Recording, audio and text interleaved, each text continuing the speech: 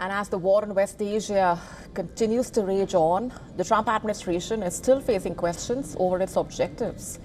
Meanwhile, a former U.S. Secretary of State has claimed that Israel had previously tried to pressure President Barack Obama to launch military strikes on Iran.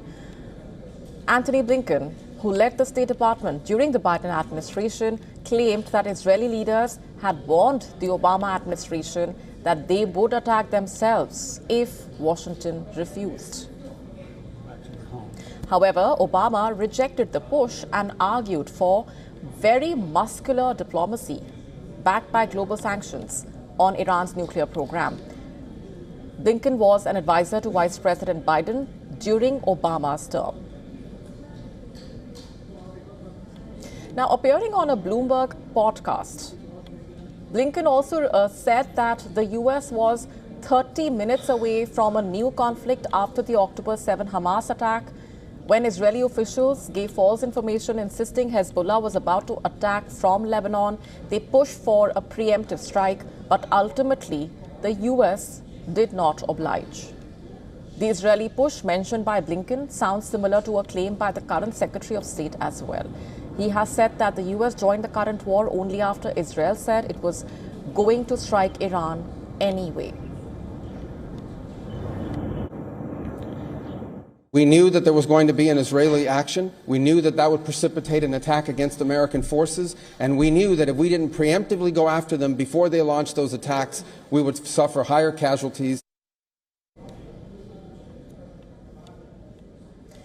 Rubio has since tried to backtrack on his comments as the Trump administration has struggled to spell out a clear endgame on Iran.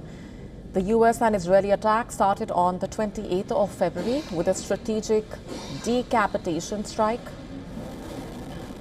killing several top military and political leaders, including the Supreme Leader Khamenei.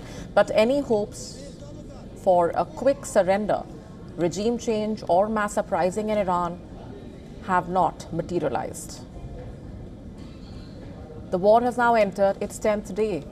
Iran's retaliatory attacks have reduced in numbers, but not in intensity.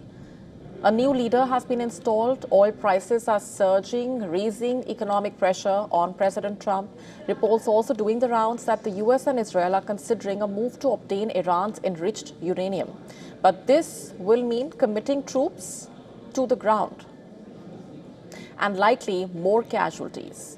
There are also reports that the Trump administration is considering capturing a strategic oil terminal in the Persian Gulf. About 90% of Iran's crude oil exports pass through this island. Taking control of the island could severely limit Tehran's ability to fund its military, but it would also place U.S. troops within range of Iranian attacks. While Gulf allies are supporting the Israeli-U.S. campaign, they have also been calling for dialogue and diplomacy. Trump has declined to set a timeline to end the war, but he also says any decision will be a mutual one with Israel.